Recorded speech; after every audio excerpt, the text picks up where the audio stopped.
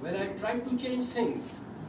And I invited a very successful entrepreneur and NED alumnus to NED University, and he tried to tell everybody that in order to be successful, you have to learn to come out of your comfort zone. And then he said, मैं तो इतना बेगैरत हूँ कि मैं तो publicly गाना भी गाता हूँ. And then he started singing. And the Honorable Governor got annoyed. And he asked me to ask him to close his speech. And later on, became the talk of the country, not the talk of the town.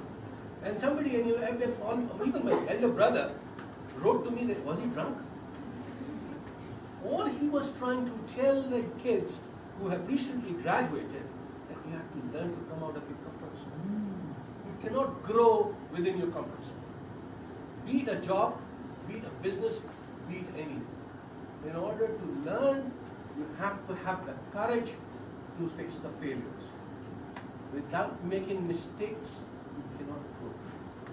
That's the lesson of my life. The other thing is that, as Habib Haider Saab mentioned, obviously I'm talking about previous century, when I graduated. There was very little room to experiment. And I tried to experiment with one of my friends to open up a company, which obviously failed. And that's why I'm here. Had I known how to do business, probably I would have been elsewhere. So my advice probably would not go a long way. But experiences in life tell you a lot of things. Apart from being able to take the risks, you have to have the courage and the strength and the stamina to face criticism. If you can't face criticism, you will go back to your comfort zone. NED University is almost 100 years old. And trust me, in my capacity as the Vice Chancellor, I have no hesitation to say that this institution is only known for the good quality students and the strength of the students. Nothing else. We may not have the best quality laboratories. Need not to say anything about the faculty, because I belong to that group as well. Bottom line is that it is known for its best quality students. And it shall remain that way. We have to protect that. And we are lucky that the canvas, as Habib Saab said, has changed completely. Parents accept that if you decide to do something different.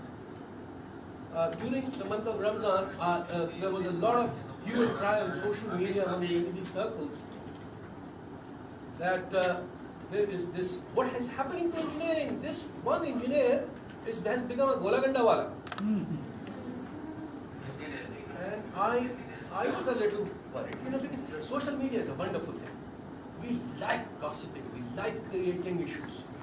So I actually found out where the kid is, and I went to Malir and visited his shop.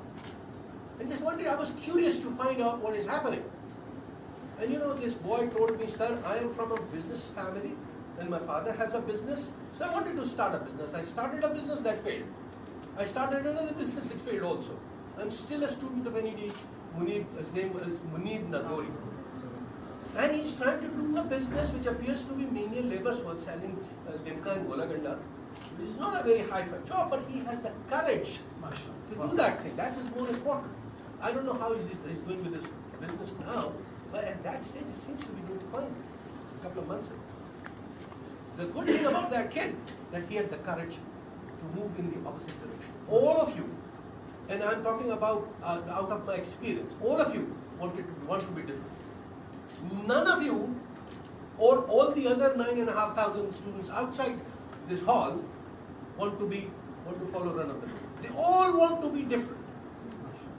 That's the good thing about your age. And you have the people who have the courage to show that you want to be different. And that is the spirit that you take in. One last thing is that I've been working with the government of Sindh to establish a first technology park in Karachi. And I've been a little successful. The proposal is under consideration by the government of Sindh, and hopefully in the next week we'll start some initial work about feasibility. And I have contacted Tsinghua University in China, which has the largest technology park, and I've requested partnership with them. I've wrote to the Chinese ambassador, I've written to the president of Tsinghua University, I've got the response today. They seems to be keen.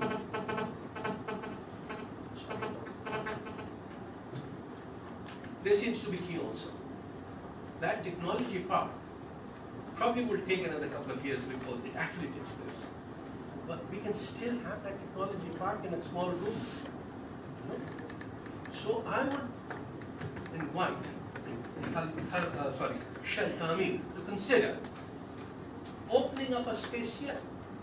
We'll provide the space for free.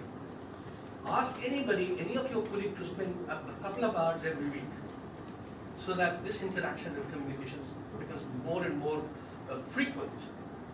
The technology park that I envisage should be at least a 20-story building on this campus, with a lot of spaces going to the technology incubation, and some space also to the R&D sections of this industry, especially initiatives like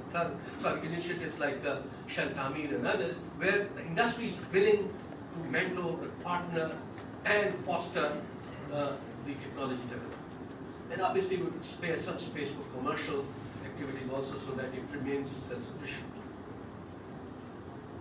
The way I see this world is very soon there won't be any governments. There won't be any countries left. It will be governed and run by technology entrepreneurs. The reason I'm saying it, that even though in Pakistan we're shutting our eyes and keeping an eye on this, but cryptocurrency is going to convert the governance system in all over the world. If I can mint money out of my system, why do I need a government? And then people will come to me rather than government to finance their projects, be it huge infrastructure development. So the currencies like US dollars and Pak rupees and euro will be long gone. And trust me, it's going to happen sooner than you and I can imagine. I see this thing happening in another 10 years, if not less. And cryptocurrency or the blockchain technology, blockchain is basically based on technology. We have already started verifying our degrees on blockchain technology. So, I mean, now somebody an NED graduate residing in another part of the world doesn't really need to write to us for verification. They have this barcode, they scan it and get it verified. So do they need any university for verification anymore? This is what's going to happen with the countries. And if we have technological capabilities, then as individuals we are going to survive. So I'm not going to paint a gloomy picture. What I'm trying to do is to pitch another challenge. Advancement in the technology is the future of the world. And with this, I once again extend my thanks to Shell Tamir for initiating this activity, and I'm sure this will continue in future. I'm thankful to Dr. Rizwan Farooqi and his team for bringing all the parties together, and my special thanks to Nimra Kamran for being very active. And I hope that I will